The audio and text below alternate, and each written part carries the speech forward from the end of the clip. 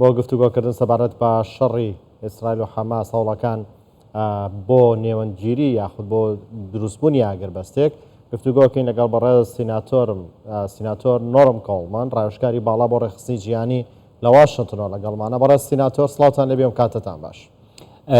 سلااو بۆتە برێز سیناتۆر دەستپێکی دەتخوازم بزانبم یانێ ئەفچلو یەک ڕۆژە شەر بەردەوامە چارەسەریەکی ئاگربەستێ یانژی ئاشتیانەت ڕۆژەوێدا هەیە تو چاوا دەنرخینە؟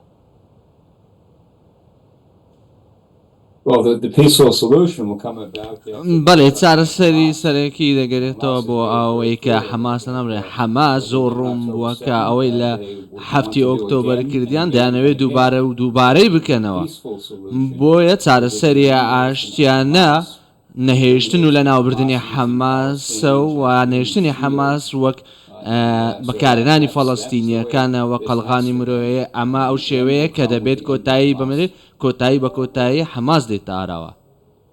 بەڵێ کەوا بێت بە هیچ شێوەیەک جارێکی دیکە ناگەڕێنەوە پێش 7 ئۆکتۆبەر.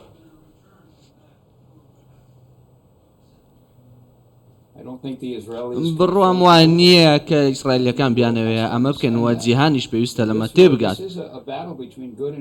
ئەمە شەڕێکە لە نێوان چاکەخواز و خراپە کار. ئاگربەست هەبوو پێش لە 7 ئۆکتۆبەر دواتر حەماس هات و بە شێوەیەکی زۆر دڕندانە بە شێوەیەکی نامرۆڤانە و دڕندانەیانە خەڵکی بێتاوانی کوش خەڵکی مەتەنی ئیسرائیلی کوشتووە ئەو خەڵکەی کە پێویستە کە لە نزیکەی 50 نەتەوەی جیاواز بوون لە فیستیڤالێکی میوزیک خەڵکی کوشت. ئەمە ڕاستی ئەوەیە کە ئیسرائیل پێویستە ڕوبەڕووی ببێتەوە نابێت ڕێگە بەوە بدرێت بکەونە دۆخێکەوە کە ئەمە دووبارە ببێتەوە. حەماسیش لە ڕوانگەی خۆیەوە و لە ڕێگەی سەرکردیەکان و ئەویان ڕوون کردوتەوە ئەوە شتێک ئەوان دەیانەوێت ئەوان دەیانەوێت جووەکان بکوژن ئیسرائیل وێران بکەن. حەوا ئامانجیە حەماسە بەڵام خەڵکی کورد لەوە تێدەکەنەوە پێشمەرگە لەوە تێدەگات کە لە دژی تیرۆریستان جەنگاوە لە دژی خراپەکاری جەنگاوە لە دژی داعش شەڕی کردووە بۆیە ئەوان ئەوە تیرۆریستیانە سەری مارەکان کە ئێران لە پشتەوەی حەماسە لە پشتەوەی حیزبوڵڵایە لە پشتەوەی میلیشیا شیعیەکانە لە ئێران و ئیسرائیلیش لە پشتەوەی ئەسەدە لە پشتەوەی ئەسەدیشە ئێران لە سووریە کە ئەمە شەڕێکە کە خەڵکی کوردی دۆستمان باش لەوە تێدەکەن و ئەم دۆخەیان بینیوە و ڕوبەڕووی هەمان ئالنگاری و بەدەستە هەمان بکوژەوە ناڵاندویانە. بەێ برێز سەناتۆریانێتە بخوا دیار کرد و یعنی حەماس بسەرێ خوێ گەلو دکاری هەفتێ جۆتمەهێ وانە ئێریشان بکێ و گەر ئەو ئالیین و ئالیکاریا حەماس کریژی بەردەوام بندە ئالیکاریên خودە مەترسی هەیەک و شەر لە هەرێمێ بەرفەرەح ببە نرخاندن هاتە شاوایە.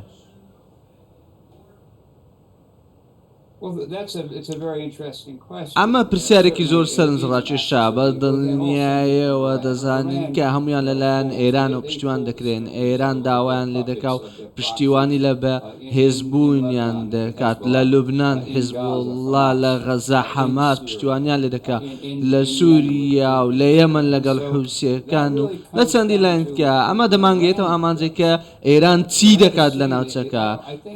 من بڕوام وان نییە کە لایەنە ئیسرائیلیەکان وەڵامەکەیان نادروست بوو بێ بە کەمیان دانابێ و ئەوان چەندین کاردانەوەیان هەبووە بەڵام بۆ سیناریۆینا کە ئیسرائیل ئەنجامیدا بۆ لە ناوبردنی حەماس کە پێویستە بەو شێوەیە کۆتەمێ و ئەمریکاش پشتیوانی لە ئیسرائیل دەکات.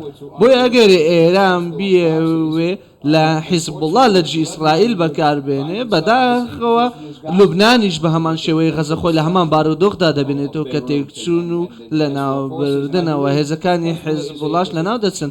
من بڕوام وایە حیزبوڵڵا وەکو کشینێک وایە بۆ ئێران و نانەوێ ئەم شوێنە لە دەست بدەن. بۆیە ئەگەر ئەمە ڕوو بدا ئەگەر ئێران بیەوێ حیزب الله بەکاربێنێ حوثیەکان بیانەوێ موشک بەهاوێنە ئیسرائیل ئەگەر ئەمە ڕوو بدات بێگومان ئەم جەنگە فراوان دەبێت ئیسرائیلەکان وتیانە کە هەموو توانایان بەکاردێنن بۆ ئەوەی ڕووبەڕووی هەڕەشەکانی حیزب الله ببنە. بۆیە من هیوا خوازم لە کۆتاییدا حەماس لەناو بچێت و قسەقامگیر لە ناوچەکە بێتەوە. هیوادارم لە دوای ئەوە بتوانین ئاسایی بوونێک لە کارکردنەکانی ئیسرائیل لەگەڵ وڵاتانی دیکەی عەرەب و وڵاتانی عەرەبی هاوڕێ ببینین و قسەیەکی زۆر هەیە لە سەربارەت بە ئاسایکردنەوەی پەیوەندیەکان و گرنگیدان بە ڕێکەوتنی ئیبراهیمی لەگەڵ باحرین و مەغریب و بگەنە سعودیا شەو پەیوەندیانە وڵاتانی دیکەی عەرەبیش ئاسایی بێتەوە. بەڵام ئیران دەیەوێت ئەمە بوەستێنێت بە بەکارهێنانی حەماس کاتێک ئەو کاریان کرد. بەڵام کاتێک حەماس لە ناو دەبنرێت دەبینین کە ئەمە ڕێڕەوی ئاشتی لە ناوچەکە نەک تەنها بە ناوچەکە بە جیهاندا گرەوتر دەبێتن.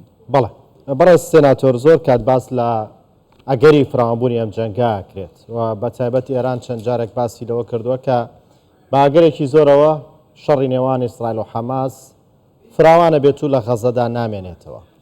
ئەگەر فراوان بێت وەکۆشی کە باس دەکرێت ئەگەڕی گۆرانکاری لە نەخشەی ڕۆژهەڵاتی ناوەڕاستێ ئەگەر گۆڕانکاری لە نەخشەی ڕۆژهەڵاتی ناوەڕاست ڕووبدات سیاسەتەکانی ئەمریکا چی دەبن بە تایبەت بۆ پەیمانەکانی لە ڕۆژهەڵاتی ناوەڕاست و بە تایبەت بۆ کورد؟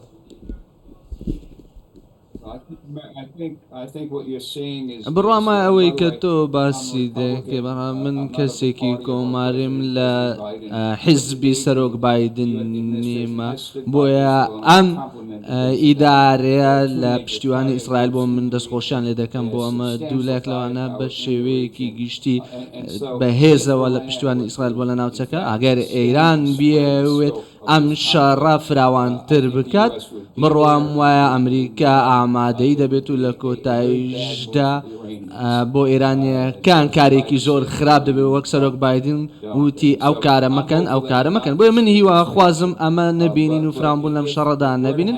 بەڵام ئەگەر ڕوو بدات ئەمریکا ئامادەیەکی زۆر باشی هەیە و پشتیوانی لە ئیسرائیل دەکات و بڕوام وایە بەردەوامیش دەبن لەو کارە. برێ سەناتۆر ژێ 15 ئۆکتۆبرێ نێزیکی 6 ئێریش هەمبەری بنکەی ئەمریکی لە عێراقی و سووریا هاتنە کرد. ئیران دەبێژێت تو پەیوەندیا من لەگەڵ وان ئێریشان هەیە و ئەو ئالیەن و ئێریش دکنژی من ئەو هان نەدانە.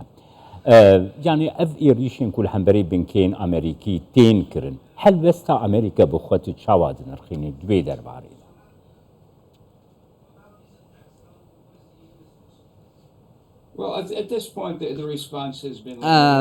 بڕوام وایە وەڵامدانەوەی ئەمریکا بۆ ئەوەیە من داوایان لێ دەکەم وەڵامێکی تەواویانە بێ بە هەر حاڵ ئەگەر تۆ بینی بێت لەم دوایانەدا کە ئەو لێدوانانەی لەلایەن سیناتۆرەکانی ئەمریکا لەلایەن کۆماریەکانەوە لە بلنگە و لە لایەن دیموکراتەکانیشەوە ژمارێک لە دیموکراتەکان و کۆماریەکان بەیەکەوە ئاماژەیەکیان ناردووە نامەیەکیان بۆ ئێران ناردووە. ئەگەر ئەمە بەردەوام بێت و پشتیوانی لە حیزب بکە ئەوواگەر جارێکی دیکە سەرباز ئەمریکەکان بکوژرێن و هەڕەشە هەبێت. بەڵام ئەگەر ئەمە دەکەێت بە خۆشحالە تا ئێستا نەبووە بەڵام ئەگەر ڕوو بدات ئەوە وەڵامێکی باشمان دەبێت بۆ ئێران باجی ئەمە بدات چکەوان لە پشتەوە هەموو هێرشانە ئەوان کۆنتترۆلی ئەم میلیشیانە دەکەن و دەبێت دەرەنجامەکەی زۆر سەخت بێ بۆوان. ئەگەر ئێران باس لەوە بکاتن بەرهەمە نەوتیەکانیان لە ناوچەکەدا ببنێن و فەندەکانیان نەمێنێ و نابێت ڕێگە بدرێت هاوکاری نەختینیان پێشکەش بکرێت بە حەماس و بە حیزب الله و حوسیەکان و چەکیان پێشکەش بکات پێشتر ڕێگری لەمە بکرێت بۆ ئەوەی پشتیوانی لەو تیرۆریستیانە نەکات. ئێمە دەزانین ئێران سپۆنسەری تیرۆرە لە ناوچەکەدا. ئەگەر ئەمریکا ژیانی ئەمریکیەکان لە ناو بچێت بۆ هۆی ئێرانیەکان پێویستە بازێکی بەهێز و سەخت لەلایەن ئێرانەوە هەبێت لە هەردوو لایەن لە ئەمریکا دیموکراتەکان و کۆماریەکان هەمان بڕوایان هەیە. بەڵێ بەڕێز سەناتۆر بە تایبەت لە ڕۆژهەڵاتی ناوەڕاست بەشێک لە چاودێرانی سیاسی شەڕی ئیسرائیل و حەماس هەندێک جارە بەستنەوە یاخود ناوێ بن بە شەڕی جوولەکە و موسڵمان. ئایا ئەمە وایە یاخود ئەمە شەڕێکە تەنها پێیوەستە بە دەوڵەتی ئیسرائیل لەگەڵ گروپێک کە لە جیهاندا بە تیرۆریست ناسراون؟ بڕوام وایە ئەمە جەنگێکە لە لێوان مۆدرنیز و لە نێوان تیرۆریستانە ئەمە لە نێوان مسلمان و جووەکان نییە. ئێمە چەندین وڵاتی ئیسلامین هەیە و دووپاتیان کردەوە و ژمارەیەک لە وڵاتانە دژی ئەو هێرشانن و دژی ئەو بڕیارنامەیە بوون کە لە ئیسرائیلەوە بوو.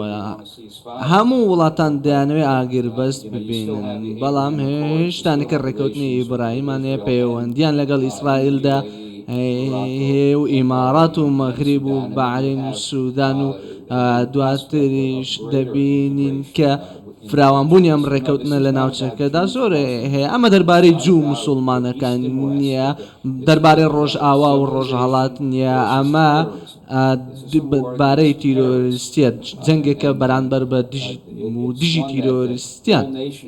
دەزانین هەموو وڵاتان بەیەکەوە پێویستە ئەو وڵاتانێک کە شارستانیەتن دەستخۆشی لەمە بکەن و لەمە تێبگەن و دۆخ و کاردانەوەی تیرۆریستەکان بزانن کە ئەمە خراپەی بۆ هەمان دەبێت و ئەمریکاش لە ناویان و کە پشتیوان لە ئیسرائیل دەکات و دەڵێت وڵاتی ئێمەش هەمانەوەتە. بەڵام جارێکی دیکە بۆ قسەکرد لەگەڵ دۆستانمان لە کوردستان کە زۆر بەباشی دەزانن شەڕ دژی تیرۆر چۆنە، دەزانن قوربانیان داوە خوێنیان ڕشتووە لە جەنگی دژی داعش و واروەها ئەو لایەنە چەکدارنکەی دیکە هەوڵیان داوە لە دژی تیرۆردا شەڕ بکەن.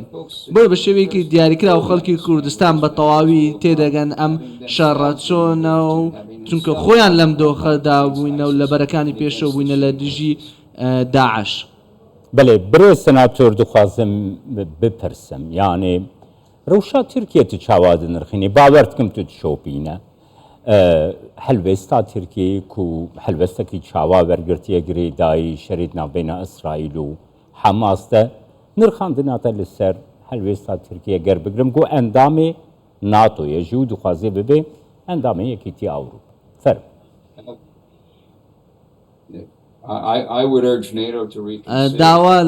داوا لە ناتۆ دەکەم کەم بڕیارە واندامبوونی ناتۆ تورکیا لە ناتۆ دووبارە پێدا بچنەوە، چونکە تورکیا ئەوەی ڕاگەیاندووە کە حەماس شەڕکەرانی ئازادینە و شەڕکەرانی ئازادی منداڵ ناکوژن و دەستدرێژی ناکەنە سەر ئافرەتان و ئەم کاران ناکەن شەڕکەرانی ئاشتی و ئازادی منداڵ و کەسانی بەتەمەن و ئافرەتان نەکوژن. ئەمانە شەڕکەرانی ئازادی نین، بەڕوونی دیارە کەسێک نابێ ئەمە بڵێت و ئەوەی کە ڕوویدا لە 7 ئۆکتۆبەر شەڕێک نەبوو کە وڵاتێکی مسلمان بیکە، ئەمە چەند کەسێک بوونەوە، ئەمە ئەوان نەبوون. بەڵام ئەگەر تورکیا بیەوێت یاخود ئەوە بڵێتن کە حەماس شەڕکەرێکە بۆ ئاشتی و بۆ ئازادی خۆی شەڕ دەکات، ئەوە بێگومان کارێکیان کردووە کە لە داعش زۆر خراپتر بووە. حەماس ئەو کاری کردن لە داعش خراپترەوە، بۆیە من بڕوامایە پێویستە ناتۆ پێویستە پێداچوونەوە بە پێگەی تورکیا لە ناتۆدا بکات. gelek spas bote birêz senatör Norem Coleman ku ji Amerîka li gel. سپاس بۆیەوە.